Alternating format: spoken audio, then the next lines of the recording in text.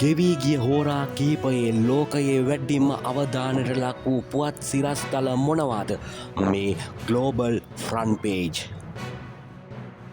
Strongest storm of the year closes in on Jamaica with roaring of the catastrophic condition. වසරේ ප්‍රබලතම සුලිකුණාටුව ජමේකාවට විවසනකාරී තත්ත්වයෙන් පිළිබඳව අනතුරු ඇඟවීම් යනුවෙන් BBC පුවත් සේවය වැඩිදුරටත් මෙන්න මෙසේ වාර්තා කර සිටිනවා. 2025 වසරේ ප්‍රබලතම සුලිකුණාටුව ලෙස සැලකෙන මෙලිසා සිලිකුණාටුවට මුහුණ දීම සඳහා ජමේකාව සූදානම් බව විදේශ මාධ්‍ය වාර්තා කර සිටිනවා. පැයට කිලෝමීටර් 28ක ප්‍රබලත්වයෙන් යුතු පස්වන කාණ්ඩයේ මෙලිසා සුලිකුණාටුව මේ වන විට ජමේකාවට ඇතුළුවීමට ආසන්න මට්ටමේ පවතින බව ඇමරිකානු කාලගුණ විද්‍යා දෙපාර්තමේන්තුව පෙන්වා දෙනවා. දැනට හතගෙන ඇති වැසි තත්ත්වය හා සුළං තත්ත්වය හේතුවෙන් පුද්ගලයන් 3 දෙනෙකු ජීවිතක්ෂයට පත්ව ඇති බවයි එරට මාධ්‍ය වාර්තා කර තිබෙන්නේ. මෙම වසරේ මෙම කාලය සීමාව තුළ දැනට ලොව හටගත් භයානකම සහ ප්‍රබලතම සුලිකුණාටුව මෙය ලෙසයි කාලගුණ විද්‍යාඥයින් හඳුන්වා දෙන්නේ.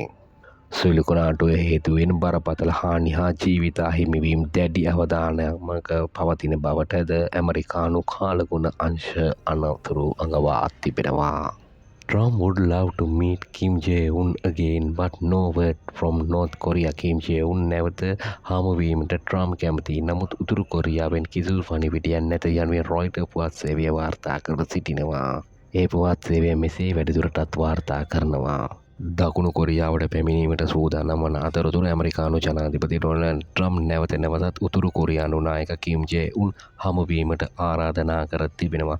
සෝල් නුවර නිලධාරීන් මෙම හමුවීම සඳහා ට්‍රම්ප්ට දැඩි සහයෝගයක් දක්වන බව වාර්තා වේ. එසේ වෙතත් මේ වෙනතෙක් උතුරු කොරියාවෙන් මේ සම්බන්ධයෙන් නිල ප්‍රතිචාරයක් ලැබී නොමැත. ඇමරිකානු සහ දකුණු කොරියානු නිලධාරීන් පවසා ඇත්තේ මේ හමුවීම සඳහා කිසිදු නිශ්චිත සූදානමක් නොමැති බවයි. ජනපති ට්‍රම්ප් ඇමරිකාවෙන් පිටත්වීමට පෙර උතුරු කොරියාව නව අධිවේගී බැලස්ටික් මිසයිලයක් සාර්ථකව අත්හදා බැලූ බවද එම වාර්තාවේ සඳහන්. මේ සියලු කරුණු මැද්දේ වුවද ට්‍රම්ප් මාතා ආසියානු සංචාරය භාවිතා කළේ උතුරු කොරියානු නායකයා හමුවීමට ඇති සිය කැමැත්ත අවධාරණය කිරීමටයි යනුවෙනුත් මෙම පුවත් වෙබ් අඩවිය වාර්තා කරනවා. ජනාධිපතිවරයා පළමු දුර කාලය තුළ දෙදෙනා අතර පැවති සමුළුව නැවතත් ආරම්භ කිරීමට ඔහු බලාපොරොත්තු වන බවත් සඳහන්. සඳුදා දිනේදී අදහස් දක්වමින් ඩොනල්ඩ් ට්‍රම්ප් කියා සිටියේ මට ඔහු සමග හොඳ සම්බන්ධතාවයක් තිබුණා. ඔහුට අවශ්‍ය නම් මේ පණිවිඩය ඔහුට ලැබුණොත් මම ඔහුව දැකීමට කැමති. අපි කිසිවක් සඳහන් කරන්නේ නැත. නමුත් මම එහාට යන බව ඔහු දන්වා සිටිනවා. ඔහු හමුවීමට අවශ්‍ය නම් මම ඔහුව හමුවීමට කැමති යැයි ඇමරිකානු ජනාධිපති ඩොනල්ඩ් ට්‍රම්ප් වැඩිදුරටත් සඳහන් කර සිටිනවා. ඊශ්‍රායල් අග්‍රාමාත්‍ය බෙන්ජමින් නෙතන්යාහු අඟහරුවාදා ප්‍රකාශ කළේ හමාස් සංවිධානය විසින් ලබා දුන් මානව කොටස් අතුරුදහන් වූ ඊශ්‍රායල් ප්‍රාණ අපකරුවන්ට අයත් නොවීම සහ ගාසා තීරයේ සටන් විරාම ගිවිසුම උල්ලංඝනය කිරීම ලෙස ඊශ්‍රායලය සලකන බැවින් ඊට ප්‍රතිචාර දක්වන බවයි.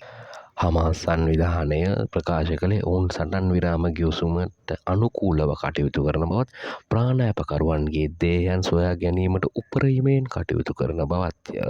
කෙසේ වෙතත් සිරුරු හඳුනා ගැනීමට අවශ්‍ය උපකරණ නොමැතිකම නිසා ඔවුන්ට බාධා ඇතිවන බවද හමාස් සංවිධානය සඳහන් කළ බවයි රොයිටර් පුවත් වෙබ් අඩවිය වාර්තා කරන්නේ.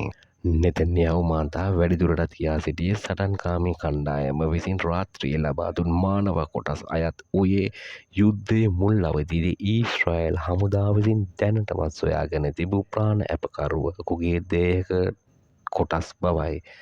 තවමත් සොයා ගැනීමට නොහැකි වූ ප්‍රාණ අපකරුවන් 13 දෙනාගෙන් කෙනෙකුට ඒවා අයත් නොවන බවද ඔවුන් අවධාරණය කළේ යැයි එම පුවත් වෙබ් අඩවිය වැඩිදුරටත් සඳහන් කර සිටිනවා.